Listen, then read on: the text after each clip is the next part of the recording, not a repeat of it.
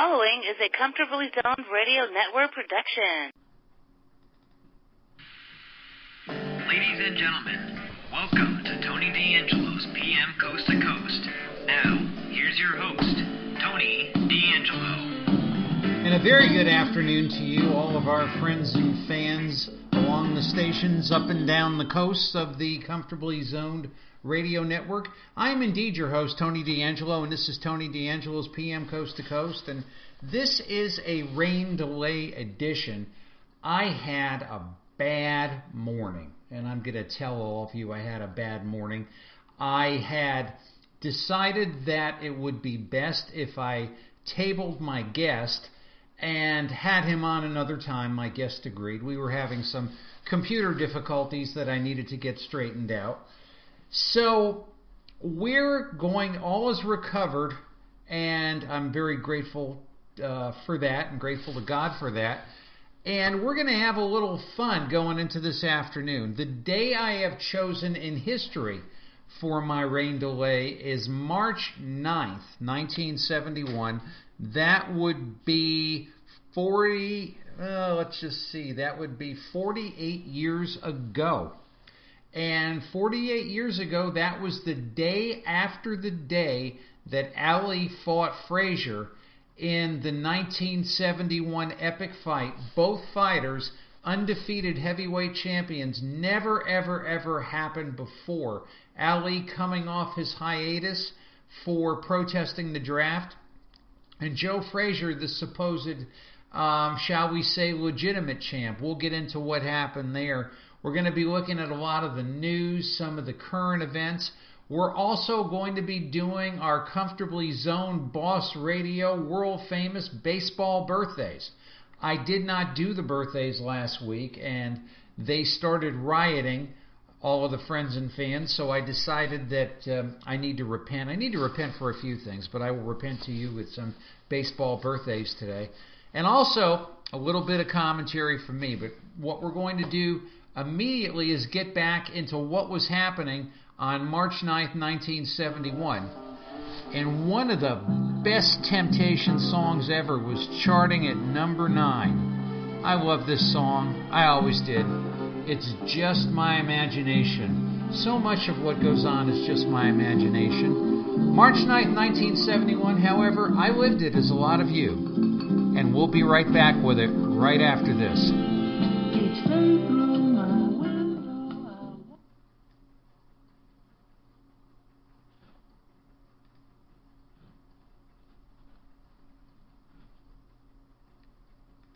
If he kissed you once, will he kiss you again?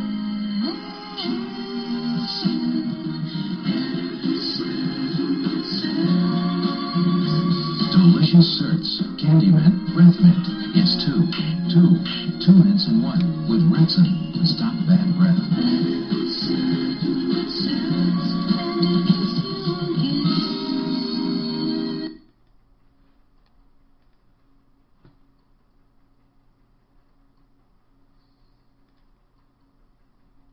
We know you have pride in yourself and in what your country can be.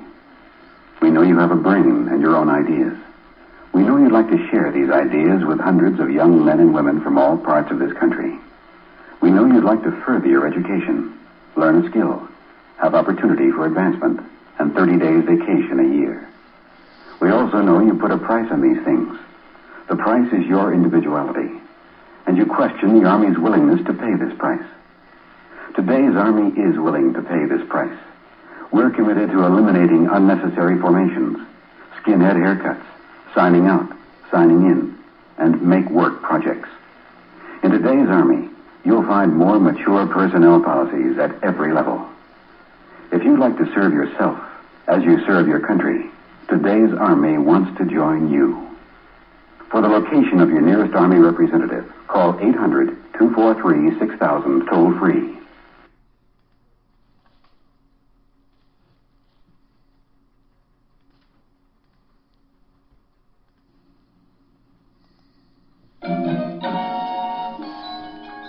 We'll be right back with the news events of March 9th, 1971, right after this interlude.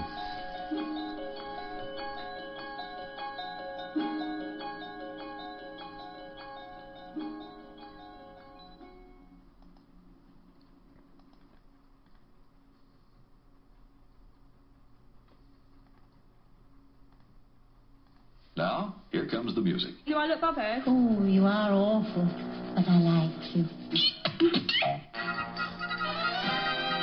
For the news events of March 9th, 1971, Governor Nelson Rockefeller of New York proposes a run for president if Nixon decides not to run. The Apollo astronauts were booed out of a parade in New York, the question being, why aren't we spending the money on Earth? The Supreme Court bars conscientious objections. Ironically enough, Muhammad Ali's case as a conscientious objector was pending at this very time. I don't know if he had word of that before he actually stepped in the ring with Joe Frazier. I guess we'll never know. Ivy League students are complaining about, guess what? Their education ain't worth much. Mayor John Lindsay of New York City is also considering a presidential run. Secretary of State William Rogers, a man I worked under, says there is no impediment to the South Vietnamese fighting on their own. Governor Cahill in New Jersey has decided to bar silent prayer. And Joe Colombo, yes, that Joe Colombo, not the Joe Colombo of the yogurt company, is free on bail. Another item is Pierre and Maggie Trudeau are married and honeymooning. Maggie is the mother of the current PM of Canada, Justin Trudeau, and we may remember Maggie doing the disco thing in the late 70s at Studio 54. A very attractive lady. We'll be back with the sports and television of March 9th, 1971, right after this retromercial. Everything lights up, makes you want to shout. Talk about happiness, that's what we're talking about.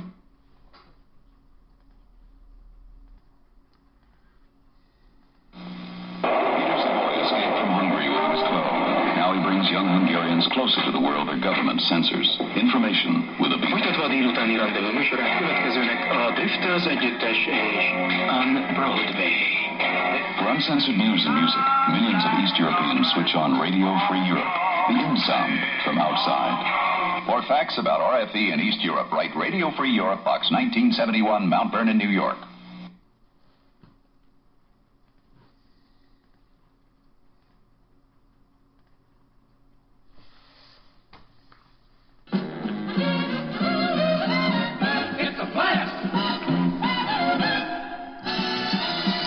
For the sports, Muhammad Ali faced Joe Frazier in Madison Square Garden in a battle of the undefeated heavyweight champions.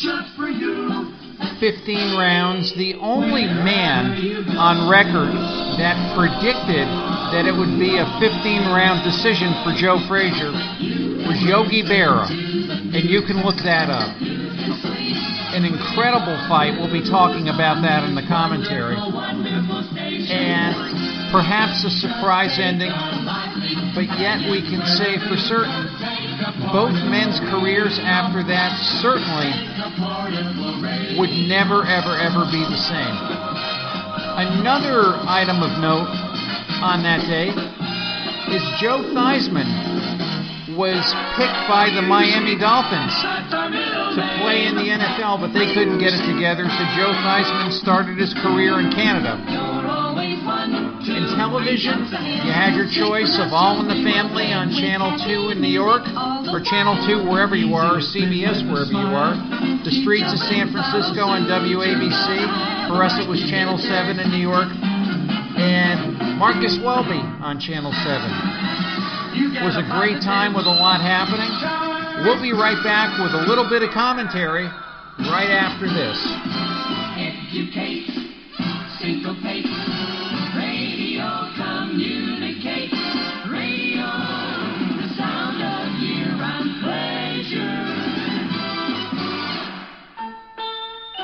Remember you heard it, probably danced to it a long time ago. Now's your chance to relive it with living radio. Remember, you're listening. station that swings. This station really swings me. Swinging as sounds in music. Ooh, swinging is ringing. It's the station that swings. Ooh, like this station's really got me in orbit. For good music, this is your swinging station. Who listens to radio?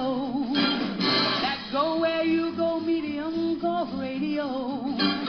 That's with you every night through the long commuter fight, and in the morning with your toast and mama lady-o. Who listens to radio? No matter if it's summer, winter, spring, or fall. Who listens to radio?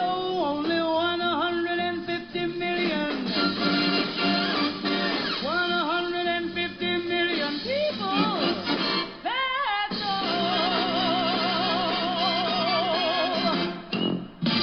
Here's the time check. Here's the time check. It's the time check now. It's 1:45. Oh, I must get a little hand put on that watch.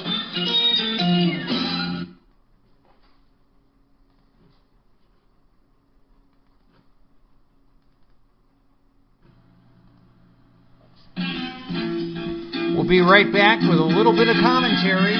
The commentator today is me. We'll be back to you right after this.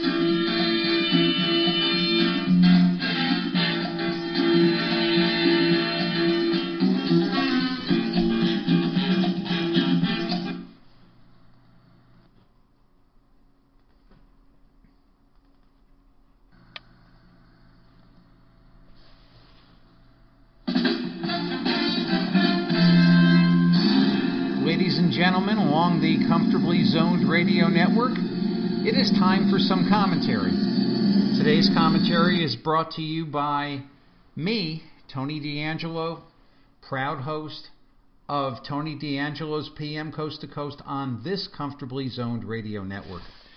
And when I realized every March 8th, March 9th, I think of the Ali Frazier fight, and I realize that we speak to people of all ages, all stages, all places, all various ethnicities. We're heard locally, we're heard afar, and it's really tough when I'm talking to young people, and I tell them that I grew up in a time when there was only 7 television stations. Count them, 7 whole stations in the greater New York area. My wife Kathy likes to say there were 3 where she was. Only really a few radio stations of prominence. The jingle that we played earlier mentioned 150 million people listen to radio. Well, it's not quite that way anymore, kids. And there were newspapers, and there was television news and things like that. So it wasn't that we were bereft at all, but there was a lot fewer outlets. So it wasn't that events competed as much as they do now. Many things compete for one's attention now, but certainly there was only a few things happening. Now, in March of 1971, when this fight was put together, it was actually put together by a man by the name of Jerry Perenchio.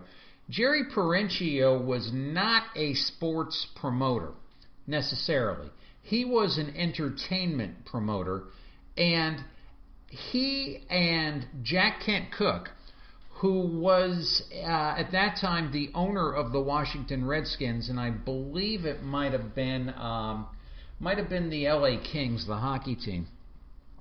They were businessmen, and they saw a great opportunity in putting this fight together. The standard boxing fair, if you will, or the standard boxing people could not get the finances necessary in order to put this thing together, because this was an epic event. So largely, it was put into the hands, or 2 people saw the opportunity of a lifetime in putting this particular fight together. Jerry Parenchio was an interesting guy. If you have a moment, actually, you need a little bit more than a moment, but there is a movie which was produced slightly after the fight. I've got the DVD. It is must-watch movie or must-watch sports or whatever. It's called Ali the Fighter. It was made in 1971. And what it is that, as one friend told me years ago, it was the greatest movie ever made by accident. It is a video chronicle of all of the shenanigans and dealings and everything coming up to the fight. And the fight is shown to you in brilliant living color, without commentary, all 15 rounds. And a lot of us might have seen the replay of the video where Burt Lancaster, yes, the Burt Lancaster, Elmer Gantry, was actually the color commentator. That is because he was Jerry Parenchio's client, and Jerry wanted to give him a little work. When it actually came down to one's ability to call a fight, Burt was not really the guy to do it. So at the last minute, they went out and got the great Don Dumphy to call the fight. And Burt and Archie Moore did some color in between the rounds. But there was like a, how could I put it, almost like a, I say distaste, but almost like a hatred for these two non-boxing people putting this fight together, because it was like never heard of. And at one point during this movie, Ali the Fighter, Yancey Durham, who's Joe Frazier's manager, was interviewed. And he said, you know, they told me to go to the brothers, but the brothers didn't have the money. So I went to the white people. And I said to the white people, you got $2 million. The white people said, yes, we got $2 million. He said, great, I'm signing up with you, because my job is to get the most I can for my fighter.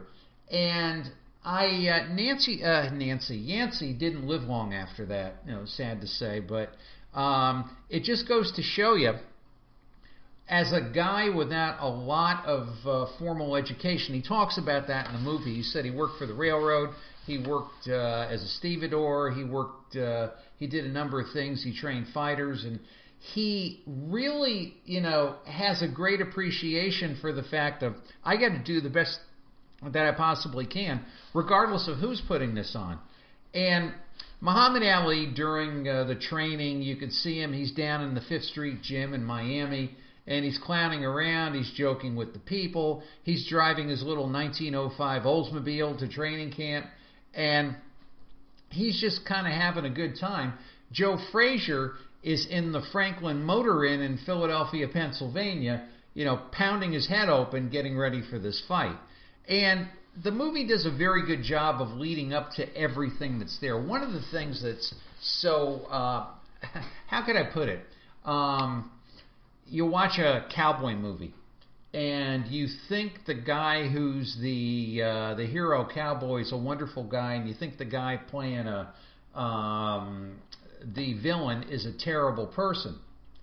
And when it gets to real life, it's often different than that. Or you watch a wrestling match and you think the world champion's this sort of I love everything and everyone sort, and the nasty challenger is a miserable evil bum. Well, when they interview the fighters before the fight, Burt Lancaster goes in, and back in those days they had the big boom mics. And it's really something, and I say to all my fellow jocks and hosts on the Comfortably Zoned Radio Network, I think this is a must-watch just because of the fact that, you know, it kind of takes you back to how things were done way back when. And Burt Lancaster, who really, in my estimation, was the consummate actor and gentleman, holds the boom mic in front of Muhammad Ali and asks him if he's nervous. And Ali is so contrite and so polite and so deferential to Burt Lancaster, and actually there's a timidity in his voice, and that's not the Ali that we knew. Now, meanwhile, Archie Moore And I mean, what can you say about Archie Moore except he probably is the greatest all-around fighter that ever lived. Certainly a man to be respected. Goes into Joe Frazier's training room to interview Joe Frazier with a producer, and Joe Frazier is the nastiest man on the planet. And he's yelling and screaming about, why do I have to do this? This isn't right. I got to get ready for this fight. And Archie reminds him that, Joe, you're getting $2 million for this fight. You have an obligation to these people. So Joe says, okay, fine, I realize that. It's like, cut, roll him. And Joe has that beautiful smile, and Archie does the interview, and Joe just turns all the lights on, because you really didn't see Joe in his career as being how could I put it, as quote-unquote being a media darling or being media sensitive, but oh boy, you really get a different picture of both these guys. Anyway, what can you say about the fight? It was 15 rounds.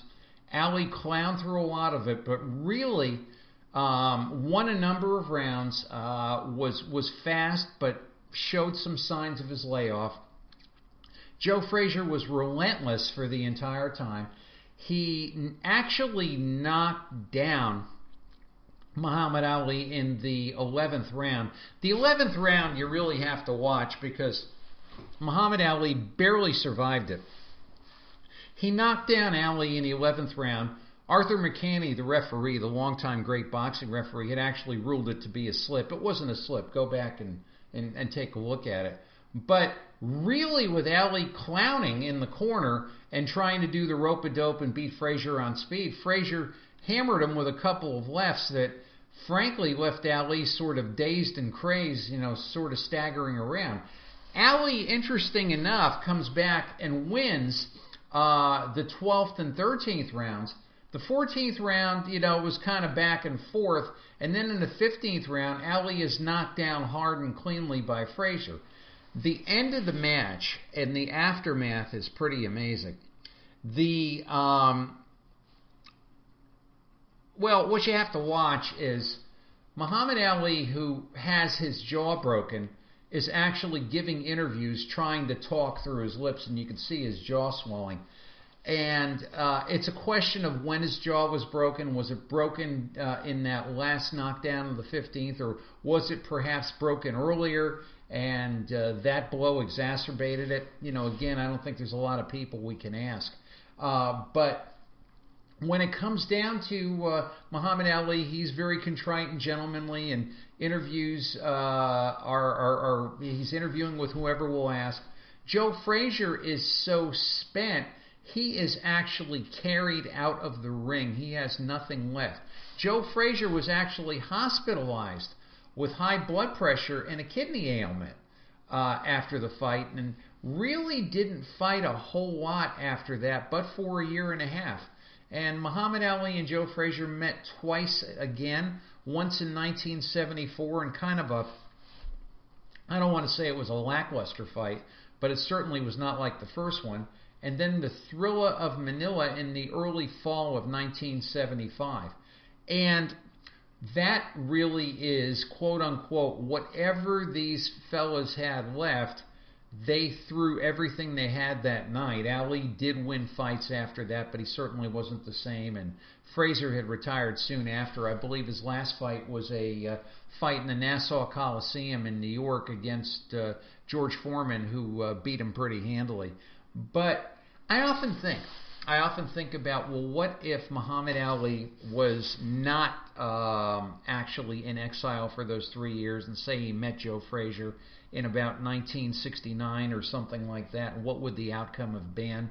Would Ali, doing his well-known Bum of the Month tour, found Frazier to be a little bit too much to bear, or would Frazier have not been ready for him?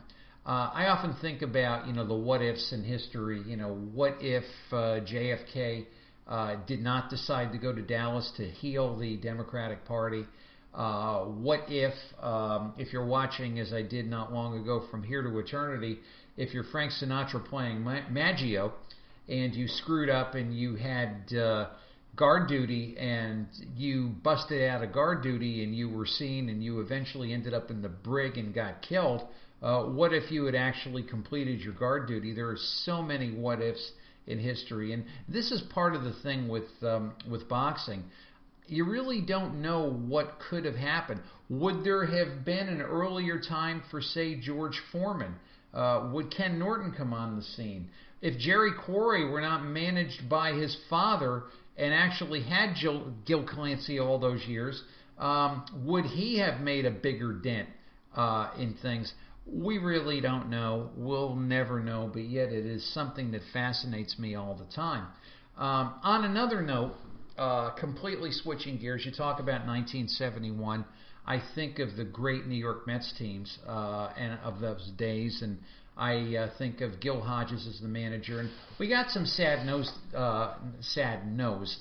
news this week, Tony, that Tom Seaver, a guy whose career I followed right straight through, has very bad dementia and will not be making any public appearances. For me, that's hard to take because Tom Seaver was a very energetic, articulate, and intelligent athlete. He was a graduate of USC. One thing I was telling somebody about Tom Seaver yesterday, that he had completed his college degree when he was a big league player. And he had to do a thesis, and I believe either his major or his minor was in geology. And he actually went and sampled all of the dirt on every National League mound and tested it for its properties and submitted a report with all of the dirt mounds or all of the dirt on all of the mounds of the National League for his thesis. And as far as the composition and everything, these are all the mounds he worked on. It was pretty fascinating. But I thought that was kind of who Tom Seaver was. Shall we say, public, a couple of times I saw him. We lived one town away, and maybe a little bit cocky and, maybe a little full of himself and maybe somewhat arrogant sometimes, but a nice man other. But nonetheless, just somebody who really, really, really, really, was a fine example as a ball player. He was a dad. He was married to a lovely woman and was an actually very, very good color commentator once his career was over. And it's just very sad for me that I'll never hear another Tom Seaver interview, because he was a very good interviewer. And he really, he brought in a lot. He brought in his education. He brought in his dad, George Seaver, who was a professional golfer, and what sports meant to him and what Gil Hodges meant to him and what it was like to play on the Mets team. I will say this about Tom Seaver, and I will have this vision in my mind until I die, which is Seaver and Kranepool and McGraw and Harrelson and Swoboda all along the third base stands of the lower boxes of Shea Stadium, signing autographs for whosoever will, and signing until every single kid got an autograph. Man, oh man. And they really were, as I said, actually had said this to, I believe it was Rod Gasper. I said, you guys were really the babysitters of the greater New York metropolitan area kids. And he laughed. He said, well, McGraw more so than anything else, because McGraw would goof around with the kids and, have a good time with them and things like that. And it's a time that I was happy to see, but it's also a time that I see in baseball. I don't see a lot of that, if any of that, and it troubles me. And it troubles me that Tom Seaver is having the challenges that he is. So I'm grateful for having seen it. I'm grateful. Oh, one thing I did want to add about the Ali Frazier fight. These fights were then brought to you courtesy of something known as closed-circuit television. What the heck is that? Closed-circuit television is where you paid an amount of money that I certainly couldn't afford back in the day. and you walked into the theater and you watched the fight on a giant screen. And the incredible thing was when Parenchio and Jack Kent Cooke promoted it, they actually had too high of a bid for ABC to buy it and show it. So it was that big of a thing. We could not even listen to it on the radio. We could not even listen to the play-by-play. We had to settle for round-by-round summaries, hastily written between the rounds on the WOR 710 radio network. Goes to show you how inclusive this was and how exclusive it was. It included those who were able to pay the money and excluded everybody else, especially all the people in the inner city and all the people who really deserved to see this fight. Guess what? They didn't see it until 3 years later on replay. So I want to end on a happier note. And what is the happier note that I can end on? I'm very blessed to have seen all this when it happened, and it's just was a great time. It was a great time to be a kid. It was a great time to be playing sports, and it was a great time to follow all this. We're going to be coming back with our Comfortably Zoned Radio, actually the Boss Radio Baseball Birthdays, right after this.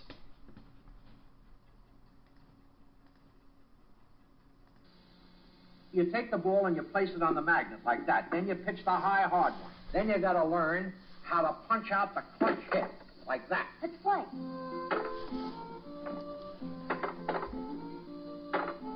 homer! I got a homer! Take it easy, son. It's only a game. A homer! A homer! Take it easy, Dad. It's only a game. Skittle Baseball comes complete with players and scoreboard. From Aurora, where fun is the name of the game.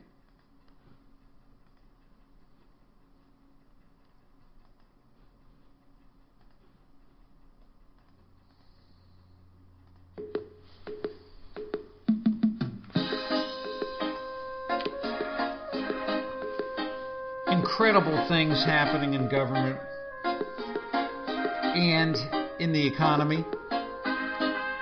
The Chinese and the Americans cannot decide on what to do economically, which is a big deal because everything we buy in the Walmart is Chinese. More trouble swirls around the president. Awful, nasty stuff going on in the Congress of the United States, and I do not mean to make light on that because that really, truly troubles me. But one of the things I am certain about is if I do not do the Comfortably Zoned Radio, Boss Radio Baseball Birthdays, I'll be in a lot worse shape than any of that. So today is March 9th, and we're going to commemorate 3 ex-Major League Baseball players, as we always do. Terry Mulholland, a 20-year career left-handed pitcher. He pitched until his arm fell off. Is 58 today. Aaron Boone, manager of the New York Yankees, a descendant of the well-known, well-regarded Boone family in Major League Baseball, going all the way back to Ray Boone, is 46 today. Aaron did play 12 years. And get this, Shooty Babbitt, 1 year with the 1981 Oakland Athletics, is 59 years old. I used to love listening to Bob Shepard at Yankee Stadium doing the PA announcing Shooty Babbitt. Your attention, please, ladies and gentlemen. Batting for the Oakland Athletics, number, I don't know, Shooty Babbitt. Shooty lasted a year. Problem is with Shooty is he had no glove. Billy Martin famously said, if ever I have Shooty play second base again, please Shooty me. Shooty did have a long career. He is now scouting for the New York Mets. He was in the broadcast booth. Nonetheless, we wish Terry Mulholland, Aaron Boone, and Shooty Babbitt the happiest of birthdays, and we wish anyone having a birthday today the same. We'll be right back right after this.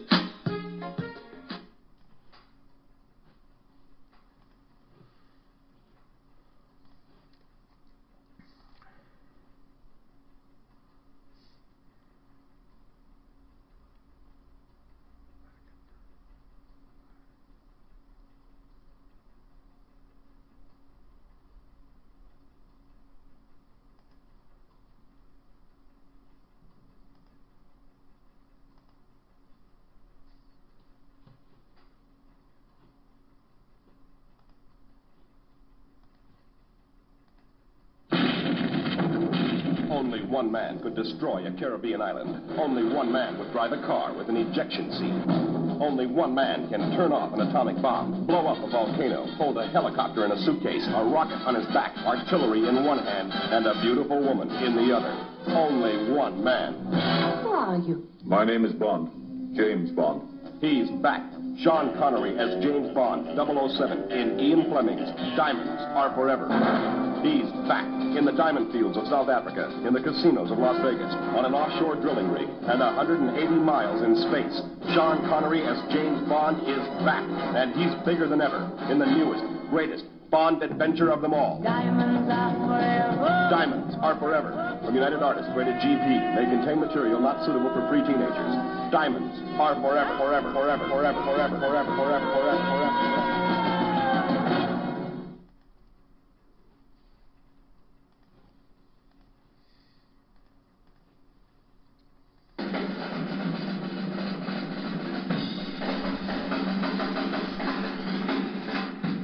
March 9th, 1971. Special thanks to so many. Heartfelt thanks to Muhammad Ali and Joe Frazier for putting on a show for the ages. Tom Seaver for his wonderful pitching.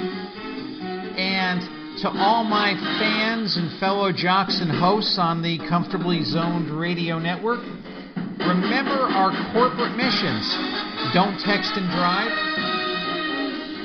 Use the suicide hotline or call for help, or call any one of us. At the very least, we'll make you laugh. And also, take your slightly used children's books to Project Head Start. Kids need to read. Anyway, I promise you, we'll be back with a serious show next week.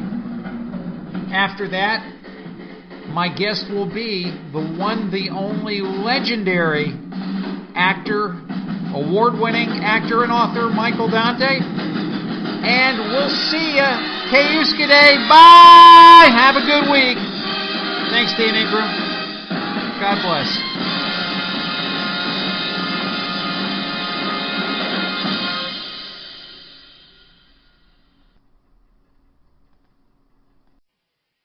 The proceeding was a Comfortably Zoned Radio Network production. Thank you for listening.